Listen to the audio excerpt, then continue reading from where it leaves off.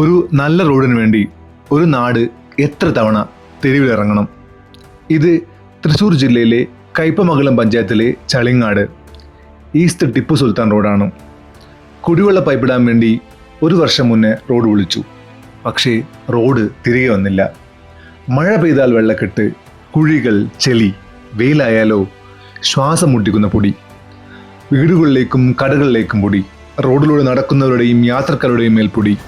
മഴയായാലും വെയിലായാലും ദുരിതം മാത്രം മാറുന്നില്ല. വർഷം ഒന്നായി. ഇവിടെ ചോദിക്കേണ്ടത് ഒന്നാണ്: റോഡ് പൊളിച്ച കരാറുകാരന് ഉത്തരവാദിത്തമില്ലേ? വാട്ടർ അതോറിറ്റിക്ക് ഉത്തരവാദിത്തമില്ലേ? PWDക്ക് ഉത്തരവാദിത്തമില്ലേ? അധികാരികൾക്ക് ഉത്തരവാദിത്തമില്ലേ?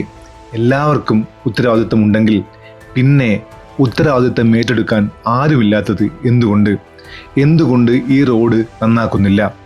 ജനങ്ങൾ പരാതിപ്പെട്ടു, കാത്തിരുന്നു, വീണ്ടും പരാതിപ്പെട്ടു. വഞ്ചി ഇറക്കി പ്രതിഷേധിച്ചു, പോത്തിനെ കുളിപ്പിച്ച് പ്രതിഷേധിച്ചു, റോഡ് ഉപരോധിച്ച് ഹർത്താൽ നടത്തി.